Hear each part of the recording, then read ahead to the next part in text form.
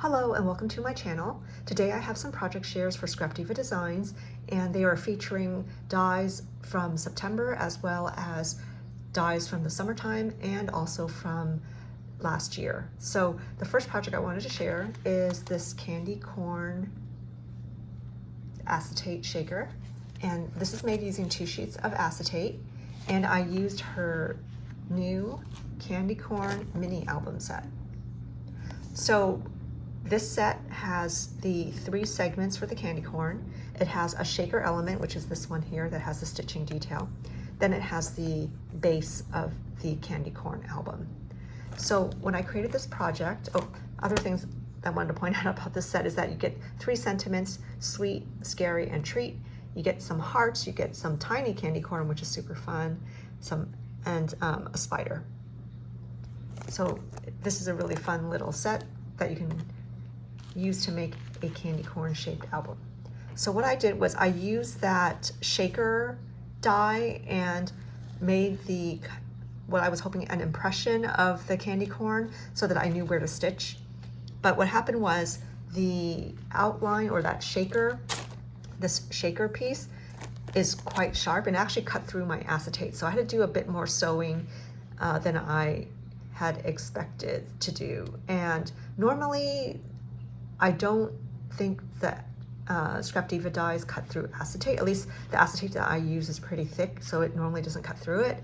But also I just want to caveat that my cutting pads are pretty old, so maybe if I use fresh cutting pads, her dies may very well cut through acetate. So anyways, I was surprised when I used that shaker piece because it cut through this acetate. So then I had to not only sew where that outline of the shaker was, which is this center line that you see throughout, I also had to sew each segment. So I was surprised because each of these pieces basically came off. So then I had to sew each of these in.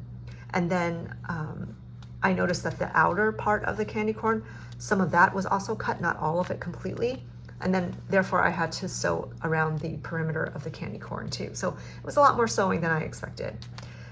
All the sequins I'm using are from Cartwright Sequins. So I have 2 different types of yellow sequins here. I have some like flat ones, then I have some iridescent yellow cupped sequins. There's some gold sequins that are flat sequins there. Then I have this some pale pink and bright pink sequins up there. And then for the white segment, there's opaque, there's solid white, as well as this kind of, I don't know if it's called like moonlight or something, but it's basically kind of like a mirror-like finish on that star. So I can't quite remember the exact name of it, but it adds a nice variety to the white shaker mix, or white sequins mix. And then on the outside I have that black on white flat sequin, as well as a white on black sequin. And there's again some of that mix that I used here for the white segment that's scattered throughout, as well as some opaque black sequins as well, or matte black sequins I should say, and they're the flat ones that don't have a hole punched in it. So yeah, I'm excited to add this to my October daily album. And the other project I made this week was just a simple gift topper, and this is made using the heart border rectangle set, which I think came out maybe 2 months ago. So it's this set here. I made a project with it recently, which was to decorate was it a crayon box? No, an index card box, and I use it for layering.